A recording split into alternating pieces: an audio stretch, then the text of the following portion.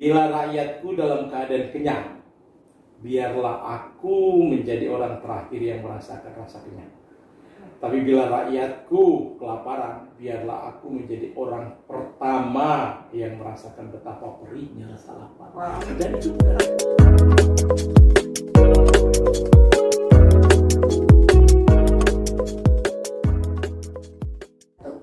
Hai sahabat inspirasi, salam inspirasi. salam inspirasi. Sahabat inspirasi, saya hari ini sedang bersama seorang tokoh senior. Beliau adalah Bapak Hasan Zain Mahmud. Tokoh sepuh. Apa kabar Pak Hasan? Alhamdulillah baik. Sehat orang tua. Alhamdulillah. Pak Hasan masih kelihatan sehat luar biasa. Bahkan besok itu kalau nggak salah Bapak cerita mau ke Jogja, masih nyetir ya Pak ya? Insya Allah. Wow. Latihan refleks, latihan mata, latihan konsentrasi. Luar biasa. Dan terima kasih, saya juga sudah dapat kesempatan nih main-main ke rumah Bapak.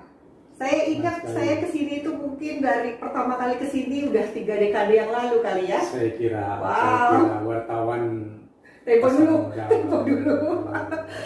Jadi sahabat inspirasi, saya pertama kali bertemu Pak Hasan itu sudah lama sekali ketika beliau masih jadi Direktur Utama Bursa Efek Jakarta. Itu tahun 91 ya Pak ya, sampai 96. 91 sampai 96. Ya, dan saya waktu itu masih jadi wartawan baru, wartawan pemula, masih ABG. Dan senang banget karena walaupun sekian lama kita masih suka berkomunikasi walaupun lewat sosial media ya. Ya. Pak Hasan ini luar biasa, masih aktif menulis. Dan saya itu paling berkesan, jadi Pak Hasan itu selain memang gurunya wartawan-wartawan pasar modal, karena dulu itu kutipan-kutipan Pak Hasan itu selalu luar biasa sensasional. Membangun buat industri maksudnya. Tajam dan menusuk beberapa orang. Jadi kalau buat media itu paling enak motifnya. Statement Pak Hasan itu selalu bikin berita pokoknya. Dan Pak Hasan Zain Mahmud ini setelah jadi Direktur Bursa Efek Jakarta juga sempat jadi dirut di Bursa Berjangka Jakarta. Lebih lama bahkan. Lebih lama ya, 2 periode ya Pak ya? 2 periode kan, periodenya kalau di Bursa Efek 3 tahun, di Iya. Bursa Berjangka 5 tahun. Dan 2 periode ya? 2 periode, jadi 10 tahun saya di situ. Dan terus Pak Hasan juga sempat aktif jadi dosen ya di... Istilah saya dosen asongan. Apa tuh Pak Hasan? Karena dosen tidak tetap, Oh gitu ya? tidak punya pangkat, yang penting ngajar gitu. Jadi keliling gitu ya? Dan Pak Hasan ini yang saya terkesan sekali, saya tuh sering sekali mengedit tulisan Pak Hasan ketika waktu itu tulisan-tulisan Pak Hasan banyak dimuat di media. Tidak hanya di media saya dulu di Investor, juga di media lain. Betul. Dan yang menarik karena Pak Hasan kan memang tokoh pasar modal, jadi banyak sekali cerita-cerita pasar modal yang ditulis Pak Hasan dan jadi kolom opini. Dan yang saya suka Pak Hasan, kita itu kalau Pak Hasan kirim tulisan hampir wah udah tenang nih, nggak perlu diedit, nggak perlu diapa-apain. Tulisannya tuh udah indah, udah enak dibaca. Tulisan seorang yang suka menghayal gitu. Saya juga nggak tahu, nanti mungkin kita tanya juga ya dari mana Pak Hasan belajar menulis nih. Dan Pak Hasan juga kan kalau saya lihatnya sampai sekarang di media sosial Bapak, di Facebook kan juga rajin nulis puisi. Ternyata nulis itu naluri. Gitu ya Pak ya? Naluri. Jujur saja sejak 2017, tadinya kan saya rutin menulis di media massa.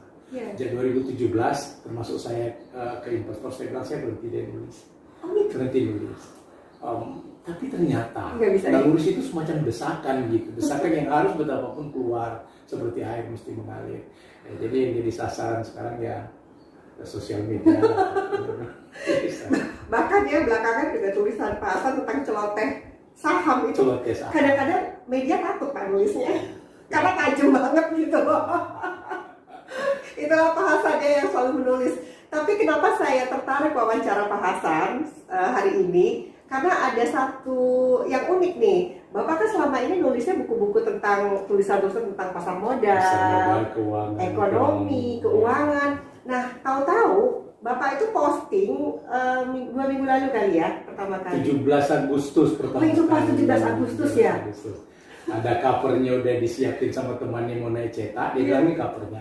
Jadi saya langsung di-sharing ya. Gitu. Dan tahu-tahu Pak Hasan itu memposting buku yang sudah Pak Hasan tulis dan siap dicetak yang agak unik. Jadi judulnya itu Nukilan Tarikh. Ya. Itu buku tentang sejarah Islam. Penggalan tokoh-tokoh sejarah. Nah ini kan yang saya pengen explore gitu. Ini kenapa tiba-tiba Pak Hasan kok lari dari tema utama yang biasanya tentang keuangan, ini nulis tentang sejarah Islam. Makanya itu yang saya mau tanya nih Pak. Inspirasinya dari mana Pak Hasan? Saya menyebutnya sebagai celotehan baper. Wow. Apa Karena, maksudnya Pak? Ya memang perasaan. Ya. Jujur kena perasaan. Belasan tahun saya menulis mengenai keuangan, ekonomi, pasar modal. Itu terasa kemudian steril. Karena 100% hanya simulasi intelektual. Membaca, mengumpulkan informasi, melihat indikator, menganalisis tren ke arah mana dan seterusnya. Sehingga di usia saya yang sudah makin tua, saya kepingin menulis dan membaca sesuatu yang melibatkan saya secara total gitu. Bukan hanya aspek pemikiran intelektual dan pengetahuan. Triggernya dari mana? Mungkin kalau saya boleh ingat, itu 2 buku Nizar Abasah. Judul bukunya Sekolah Cinta Rasulullah dan Perang Muhammad. Saya baca. Kapan itu Bapak bacanya? Kalau nggak salah sekitar 2014-an. 2014. Nah tiba-tiba saya semakin terseret gitu. Enchanted, jadi terpukau, terpesona gitu. Dengan 2 buku iya, itu ya? Jadi saya senang sekali baca puisi, saya juga nulis puisi. Saya kadang baca novel, kadang-kadang juga ikut perasaan di dalamnya kan. Tapi ini lain. Drama Korea tapi enggak kan Pak? Jadi tiba-tiba seperti orang kesurupan, saya secara imajiner hadir di dalam peristiwa-peristiwa yang saya baca gitu. Nah dari situlah kemudian saya itu, apakah saya sendirian seperti ini? Jadi saya baca lumayan banyak buku, jadi buku mengenai Muhammad, mulai dari Muhammad Hussein Haikal, yang serius itu ada Karin Armstrong, lalu di situ cukup banyak. Akhirnya Bapak lahap semua tuh ya? Ya. Lalu kemudian sahabat-sahabat gitu. Nah saya terus terang tidak berani langsung menulis mengenai Rasulullah, karena nanti saya dikira kiai, saya nggak kiai. Jadi saya ambil tokoh, terutama penggalan pribadi tokoh-tokoh sahabat gitu. Wow. Dan karena begitu seriusnya, saya kemudian masuk seakan imajiner ikut di dalam itu. Terkadang saya terharu, kadang-kadang saya marah, terkadang saya nangis Bu. Wow. Terkadang saya nangis ketika membaca. Berapa lama Pak mulai nulis pertama itu? Kayak sekitar 1,5, yang serius itu 1 sampai 1,5 tahun. 1,5 tahun yang lalu berarti ya. Bapak mulai tulis? Bukan, periode 1,5 sampai 2015. 2015. Setelah itu kemudian saya baca, saya tulis, agar orang ikut membaca, saya posting di sosial media. Udah posting dikit-dikit. Iya, masuk seperti itu. Nah, jadi sebenarnya ini buku yang ringan. Jadi istilah saya sekarang banyak sekali buku yang luar biasa yang bikin kening berkerut. Saya kepengen menulis buku yang membuat hati bergetar. Wow. Bukan kening berkerut tapi hati bergetar. Nah, kalau Pak Hasan aja bisa nulis tentang ekonomi, pasar modal yang berat jadi ringan, apalagi tadi Pak Hasan bilang buku yang ringan, ini pasti indah banget ya. Mudah-mudahan, karena itu curahan perasaan betul-betul. Jadi sebenarnya makanya saya tidak menyebut saya sebagai penulis di buku. Saya mengatakan saya menceritakan kembali. Jadi saya baca segitu banyak, lalu saya penggal kecil-kecil, 1-2 halaman, saya tuliskan kembali. Ingin menguji, ingin menyeret orang-orang yang membaca untuk merasakan deburan emosi yang saya punya. Apa ada deburan itu atau tidak ya? Saya tidak tahu. Saya nggak sabar banget nih kayak jadi. Dan bukunya ini belum terbitkan ya Pak ya, baru dalam proses. Dalam proses naik cetak. Bapak intensif penulisan mulai kapan Pak buku ini? 2014. Dan itu pun hanya 1,5 tahun. Karena tadinya di sosial media itu sedemikian hotnya. Jadi komen-komen ada yang 1000 jempol itu kan. Wow. Tapi makin kesini kayaknya makin kurang. Sementara ya saya harus kembali ke habitat, menulis colot-colotnya saham. Iya, dan yang memang bidangnya ya. Iya, bidangnya. Dan juga melanjutkan hobi saya ketika mahasiswa, walaupun dengan malu-malu menulis saja. Wow. Nah, itu buku berikutnya yang lebih ringan lagi. Oh gitu. Oh jadi buku puisi baru mau dibuat ya setelah nukilan ini ya? Nah ini betul ceritanya, Put. Yang namanya Saja itu saya tulis bahkan sejak SMA. Pak, puisi sama sajak bedanya apa sih Pak, atau sama? Oh, saya sendiri nggak pernah tahu. Saya pernah belajar itu kan. Soalnya kalau saya bilangnya puisi, kalau Pak Hasan bilangnya sajak ya. Oke, kita pakai bahasa yang sama aja, puisi dulu lah. Saya bahkan nggak bisa membedakan antara puisi sama prosa gitu. Saya menulisnya sejak mahasiswa. Tapi yang namanya sajak tidak pernah diterbitkan. Karena itu kan romantisme masa. Udah berapa ribu tuh kali ya puisi-puisi Pak Hasan ya? Mungkin beberapa puluh lah. Nah, ketika saya di bursa, di Balikpapan banyak teman yang tahu. Tapi karena di sektor keuangan mereka bilang, wah ini orang nggak nyambung. Bukan hanya tidak nyambung, membuang waktu sia-sia. Gitu. Tapi saya merasakan kenikmatan pekerjaan yang sia-sia, ya saya jalan terus. Jalan terus. Jadi, kalau boleh melenceng, mungkin saya bayangkan judul buku berikutnya itu Sanca. Sanca?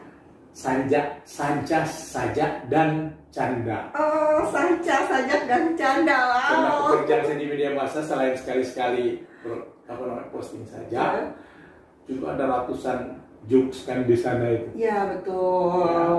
Yang lucu-lucu kan. Iya, lucu-lucu. Komen-komen tentang saham, tentang transaksi, pelaku. Siapa yang bisa melihat aspek lucu dari perdagangan saham? Iya, kecuali Pak Hasan.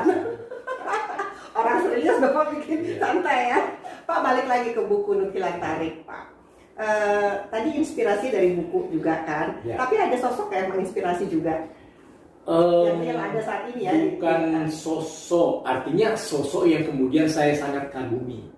Jadi kalau dilihat ada sekitar 50 penggalan cerita yang saya ceritakan kembali di Nukilan Tari, sebagian besar mengenai Umar bin Khattab. Oh, kenapa Umar yang Bapak pilih?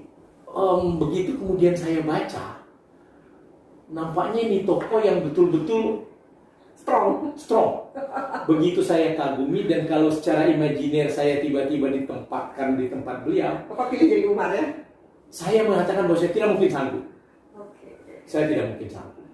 Jadi saya tulis begitu berapa aspek-aspeknya yang ringan-ringan ya, yang berat-berat. Ya. Umar ya? Itu yang membuat saya kadang-kadang, ini manusia atau bukan gitu loh, kira-kira gitu. Pak, boleh dong di bagian buku Bapak pasti kan ada penggalan kata-kata atau mungkin penggalan pesan yang Bapak paling suka, bacain dong Pak. Ini ada coba mendidik ya. Iya, kita kan pengen tahu juga soalnya bukunya kan belum keluar. Iya. Nah, ini tulisan pertama tentang Umar. Ya. Saya bacakan satu alinea ya. Iya Pak. Lelaki yang gagah perkasa, yang membuat musuhnya gemetar ketakutan, yang tak gentar menghadapi ujung pedang, tak berkedip menyongsong maut itu. Ternyata seorang pemimpin yang berhati teramat lembut. Coba kita dengarkan ucapannya. Bila rakyatku dalam keadaan kenyang, biarlah aku menjadi orang terakhir yang merasakan rasa kenyang. Tapi bila rakyatku kelaparan, biarlah aku menjadi orang pertama yang merasakan betapa perihnya rasa lapar. Wow. Dan itu bukan hanya ucapan. Bukan hanya ucapan. Jadi ceritanya satu hari si Umar itu terima tamunya, dia Amirul Mukminin loh, kepala negara loh. Iya, betul. Kepala negara. Kalau keluarganya datang ketika dia kerja malam, konon katanya lampunya dia matikan. Oh, supaya orang lain enggak. Bukan, supaya dia sama sekali tidak mau menggunakan harta Baitul Mal negara untuk kepentingan dia keluarga. pribadi. Oke. Jadi ketika tamunya datang makan siang, dia ajak makan. Tamunya bilang, saya tidak mau. Makanan anak keras dan tidak enak. Makanan istri saya di rumah jauh lebih enak. Ya ampun. Penggalan-penggalan ini buat penampilan seperti itu banyak sekali yang kemudian Mencerminkan benar-benar sosok dia seperti apa ya.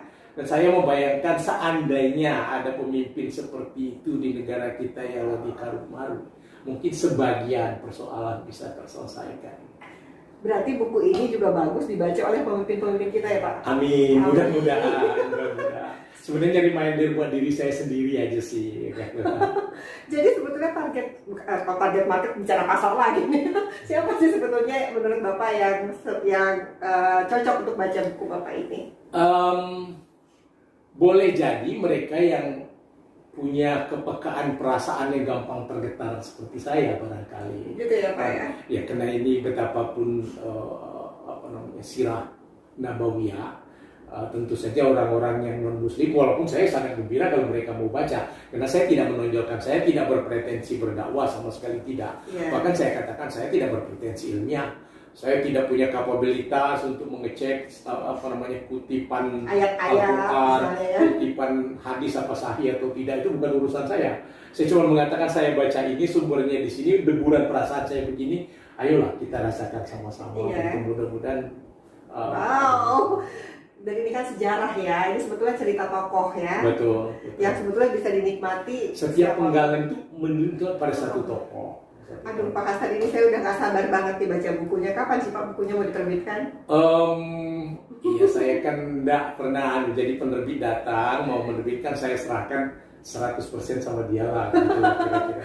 Cuma nanti kalau terbit mungkin saya minta beberapa belas atau beberapa puluh untuk kemudian saya berikan semua teman-teman.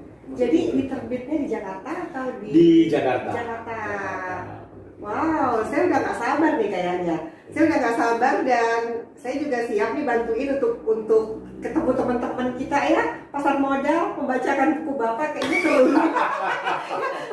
Sahabat-sahabat inspirasi dan sahabat-sahabat di pasar modal, kayaknya kita akan ada acara seru nih. Kita akan baca buku Pak Hasan bersama-sama nanti ya. Boleh dong Pak Hasan? Boleh. Kita sekalian reuni pasar modal nih. Iya, mungkin saya bacakan satu penggalan yang paling saya sukai. Iya, saya juga mau, boleh nih kalau disuruh baca penggalan. Nah sekarang kita mau cerita lagi nih. Tadi kan setelah buku yang ini Bapak rencana mau bikin buku lagi yang tadi saja. Jadi apa sih Pak goals Bapak? Apakah memang Bapak ada rencana? Sekarang kayaknya lagi mau aktif bikin buku-buku plannya. Atau apa kesibukan Bapak sih sekarang yang paling utama? Enggak sih, cerita. enggak ada lagi barangkali seumur saya menjelang 70-an itu sebagian besar mimpi yang ditenteng harus dilepas. Jadi kita harus fokus pada terminal terakhir. Cuman begini, sebenarnya desakan untuk membuat ontologi puisi itu banyak dari teman-teman. Ya. Tapi pertama saya malu. Gitu. Dengan nadanya seperti ini saya pikir ya, siapa tahu memang ada yang bisa menikmati. Siapa tahu. Jadi saya tidak punya target apapun. Dan aktivitas saya ya oke, nulis itu untuk mengikuti naluri menulis. Dimanapun saya menulis, kalau perlu ya coret itu tumpukan buku tulisan tangan sekedar pokoknya harus mengalir gitu. Ya sekali-sekali kalau ada masih undangan ngamen, saya masih ngamen. Jadi pembicara ya. Bapak juga diundang webinar juga kan? Iya. Masih ya Pak ya? Kemarin barusan saya diundang webinar di Quick Candy School of Business. Nah selain itu ya saya salah satu investor buram di bursa saham. Saat ini lagi jatuh, tapi nanti kan naik lagi kan Pak? Dulu saya punya STU, jadi kalau ngajar mahasiswanya tanya, loh Bapak itu bertahun-tahun ngajar analisa investasi, pernah beli saham nggak? Enggak. Loh kok enggak? Loh saya bilang saya disumpah untuk tidak beli saham. Regulator kan nggak boleh, fasilitator tetap tidak boleh. Gitu. Nah sekarang sejak pensiun itu ya saya coba. Cuman ya sayang modalnya memang udah sangat terbatas. Jadi kalau udah pakatnya investasi sih ya udahlah, itu anak muda kali ya Pak ya. Iya, baiknya masih kuat ini ya Pak jantungnya. Dan jujur sebenarnya gelombang yang di belakang itu lebih besar dari gelombang yang di depan. Jadi saya dengan bangga melihat anak-anak muda sekarang udah sangat pintar dengan perawatan yang canggih yang saya tidak bisa menggunakan gitu. Eranya udah beda ya Pak ya? Beda sekali cara kita membaca, mengolah data pakai kalkulator dengan sekarang serba digital, computerized. Iya. Pak sekarang aktivitas Bapak juga banyak dengan keluarga. Bapak kan keluarga besar nih. Udah berapa putra dan berapa cucu nih? Pasti banyak teman-teman pasar modal yang kangen juga dengan cerita Bapak. Buka rahasia. Jadi saya itu sudah terbukti secara sah dan meyakinkan sebagai kakek-kakek. Saya sudah punya 6 cucu. Wow. Di Jakarta semua atau di? Sebagian besar di Jakarta. Ada yang sama besan saya di Sukabumi. Oh, seru banget ya. Keluarga besar. Keluarga besar. Dan Bapak sekarang Jakarta Jogja ya? Jakarta Jogja. Ada rumah di Jogja juga ya? Iya, saya punya rumah Jogja. Saya punya keluarga di Jogja. Apa mereka tahu. Jadi kadang-kadang ya walaupun lebih banyak di Jakarta sih. Terakhir Pak Hasan, ini kan kita lagi masih masa pandemi COVID ya Pak ya. Pasti banyak sahabat-sahabat yang ada dalam masa penuh tantangan ini. Mungkin ada sedikit pesan wisdom quote bagi sahabat-sahabat inspirasi. Ya tentu saja jaga kesehatan, ikuti protokol itu kan pesan standar. Ya. Tapi yang tambahan dari saya, jangan lupa kata banyak. Apa? Banyak. Apa tuh? Banyak makan, Ya. banyak tidur, banyak tertawa, Oke. banyak jalan pagi, banyak bersedekah. Kalau boleh dilanjutkan itu. Lalu banyak bersilaturahmi. Wow, 6 ya, ada 6 pesan dari Pak Hasan. 6 banyak di masa pandemi. Banyak uang sih nggak terlalu perlu ya Pak ya. Nggak bercanda. Mudah-mudahan banyak duitnya nyusul belakang. Nyusul ya, karena biasanya setelah masa sulit kan pasti ada masa baik di depan Amin. ya. Baik, terima kasih Pak Hasan sudah menerima saya hari ini. Terima kasih banyak Put, ini apa namanya promosi gratis tentang buku celotehan Babar. Bahagia sekali. Kita tunggu, kita nantikan sama-sama buku yang tulis Pak Hasan yang judulnya juga unik banget, Nukilan Tarik. Selamat beraktivitas kembali, salam inspirasi dan jangan lupa like, subscribe, dan share. Karena share itu adalah berbagi dan kita berbagi untuk sesama, untuk Indonesia yang lebih baik. Salam inspirasi. Salam inspirasi.